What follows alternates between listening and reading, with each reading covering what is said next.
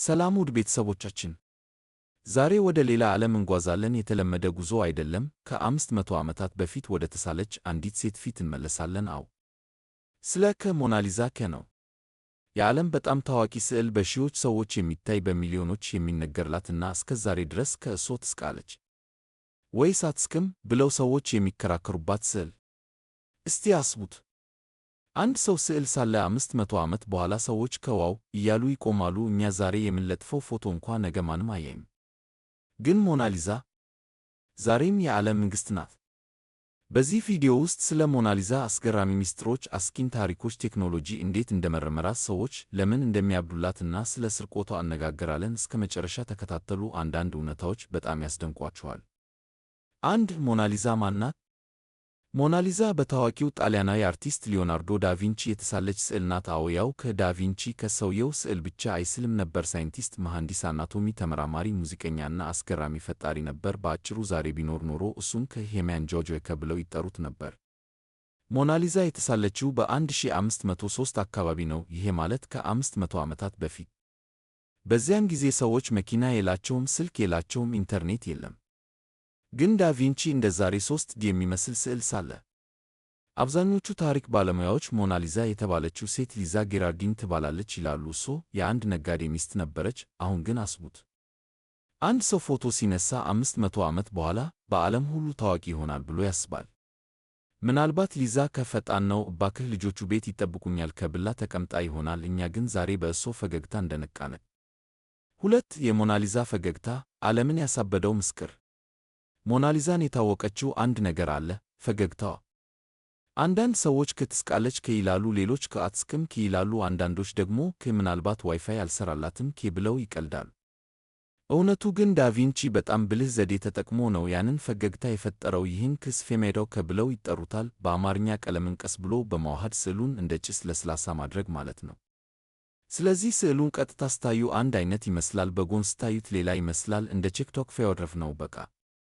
አንድ ጊዜ ሳይንቲስቶች ኮምፒውተር ተጠቅመው ፈገግታዋን መረመሩ። ውጤቱ 83% ደስተኛ፣ 9% አሳዛኝ፣ 6% ፈሪ፣ 2% ተናዳ። እንግዲህ ሞናሊዛ እንደ ሰው ስሜት ቀያሪ ናት። ሰኞ ጠዋት የሥራ ቦታ ላይ ያለ ሰው እንደሚመስል። 3 ሊዮናርዶ ዳቪንቺ ከዘመኑ በፊት የነበረ ሰው። ዳቪንቺ በእውነት የተለየ ሰው ነበር። ሄሊኮፕተር የሚመስል ማሽን ከመፈጠሩ በፊት ስዕሉን አስቀድሞ ስሎታል። ታንክ የሚመስል መሳሪያ አስቦ ነበር። ሰውነትን በደንብ ለማወቅ የሰው አጥንትና ጡንቻ ይመረምር ነበር።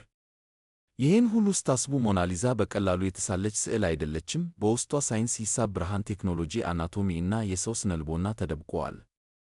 ዳቪንቺ ሞናሊዛን ለመሳል ብዙ ዓመታት ወስዶበታል። አንዳንድ ጊዜ ትንሽ ቀለም ይጨምር፣ ከዚያ ወራት ይቆይ ነበር። ዛሬ ሰዎች ከ5 ደቂቃ ብቻ ነው ብለው አሳይንመንት ይሰራሉ። ዳቪንቺ ግን ለአንድ ፈገግታ ዓመታት አውጥቷል። 4 ሞናሊዛ ተሰረቀች። አዎ፣ የዓለም ታዋቂው ስዕል ተሰርቆ ነበር። 1911 ላይ አንድ ጣሊያናዊ ሰው ቪንቼንዞ ፔሩጂያ የተባለ ሰው ሞናሊዛን ከዋክውር ሙዚየም ሰረቀ። ይሄ ሰው በሙዚየሙ ውስጥ ይሠራ ነበር። አንድ ቀን ስዕሉን ከግድግዳ አወረደ፣ በልብሱ ውስጥ አስገባትና በሩን ከፍቶ ወጣ። እንደ ፊልም አይመስልም? አስቂኙ ነገር ምንድነው? ሙዚየሙ ሰዎች ስዕሉ እንደተሰረቀ ለ24 ሰዓት አላወቁም። ምናልባት ከፎቶ እየተነሳባት ነው ብለው ይሆናል። 2 ዓመት ሙሉ ሞናሊዛ ጠፍታ ነበር። ዓለም ተናወጠ። ጋዜጦች ሁሉ ከሞናሊዛ የት ናት እያሉ ይጮሁ ነበር። በመጨረሻ ሌባው ስዕሉን በጣሊያን ለመሸጥ ሲሞክር ተያዘ። ከዚያ በኋላ ሞናሊዛ ከዚያ በፊት ያልነበረ ዝና አገኘች። አንዳንድ ጊዜ ሰው ነገር ሲጠፋ ነው የሚታወቀው። 5 ሞናሊዛን ለማየት ሰዎች እንዴት ይጣደፋሉ?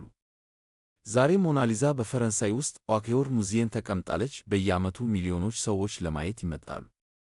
አሁን አስቡት፣ ሰዎች በሰዓታት ይሰለፋሉ፣ በመጨረሻ ወደ ስዕሉ ይደርሳሉ። ከዚያ ሴልፊ።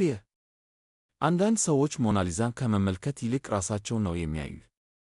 ስዕሉ በጣም ትንሽ ነው። ብዙ ሰዎች እንዴ ይሄ ብቻ ይላሉ፣ ምክንያቱም በቲቪ እና በኢንተርኔት ትልቅ አድርገው አይተዋታል። ነገር ግን ስታያት የተለየ ስሜት አለ። ሰው እንደምትከታተለው ይሰማዋል። አዎ፣ አይኖቿ የትም ብትሄዱ የሚከተሉት ይመስላሉ።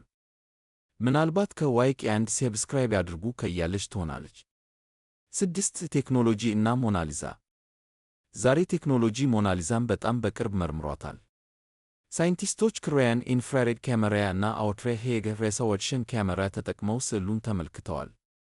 ምን አገኙ? ዳቪንቺ ብዙ ጊዜ ስዕሉን እንደቀየረው፣ እጆቿን በትንሹ እንዳንቀሳቀሰ፣ ፊቷን ቀስ ብሎ እንደሠራ፣ በጣም ቀጭን የቀለም ንብርብሮች እንዳሉ፣ አንዳንድ የቀለም ንብርብሮች ከሰው ፀጉር እንኳ ቀጭን ናቸው። ይሄ ምን ያሳያል? ዳቪንቺ በትዕግሥት እና በትክክለኛነት እንደሠራ። ዛሬ ፎቶ በ5 ሰከንድ ይፈጥራል፣ ግን 500 ዓመት በፊት አንድ ሰው በእጁ ይሄን ሁሉ አድርጓል። ይሄ እውነት ሲታሰብ ያስደንቃል። 7 ሞናሊዛ በፖፕ ካልቸር። ሞናሊዛ በፊልሞች፣ በመዝሙሮች፣ በሜም፣ በካውንትዳውን እና በቲክቶክ ቪዲዮዎች ሁሉ ትታያለች። ሰዎች ሞናሊዛን በመነጽር፣ ስልክ፣ ፔያ ያማይን ፊያዘድ እንኳ በስፔስ ሰዋይድ ስለዋታል። አንድ ሜም ላይ ኩውሃን ዋይፋይ ዴስካኔክስኬ ብለው ሞናሊዛን አሳይተዋል። ሌላ ሰው ደግሞ ከእናትህ እንግዶች ሲመጡ ፈገግ በል ስትልህ ብሎ አድርጎታል። ሞናሊዛ ከስዕል በላይ ሆናለች፣ የዓለም ባህል ክፍል ሆናለች። 8 ለምን ሰዎች በጣም ይወዷታል?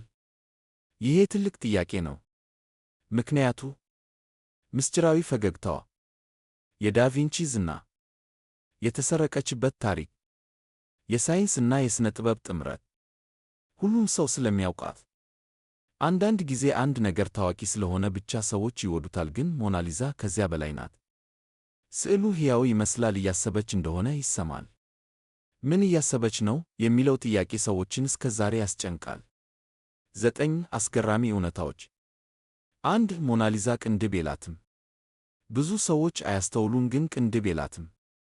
አንዳንዶች በዚያን ዘመን ፋሽን ነበር ይላሉ፣ ሌሎች ደግሞ ቀለሙ ከጊዜ በኋላ ጠፍቷል ይላሉ። 2 በቢሆድ ፕሮፍ ድዋያስ ውስጥ ትጠበቃለች። ምክንያቱም ብዙ ሰዎች ለመጉዳት ሞክረዋል። አንድ ጊዜ ሰው ድንጋይ ወርውሮባታል፣ ሌላ ጊዜ ኬክ ተወርውሮባታል። እንደ ፌማስ ከብራይድ ናት በቃ። 3 ዋጋዋ። ሞናሊዛ ሊሸጥ አትችልም፣ ግን ባለሙያዎች ዋጋዋ ቢገመት ቢሊዮኖች ዶላር እንደሚሆን ይናገራሉ። ይሄ ማለት ዓለም ላይ ከበጣም ውድ ነገሮች አንዱ ናት።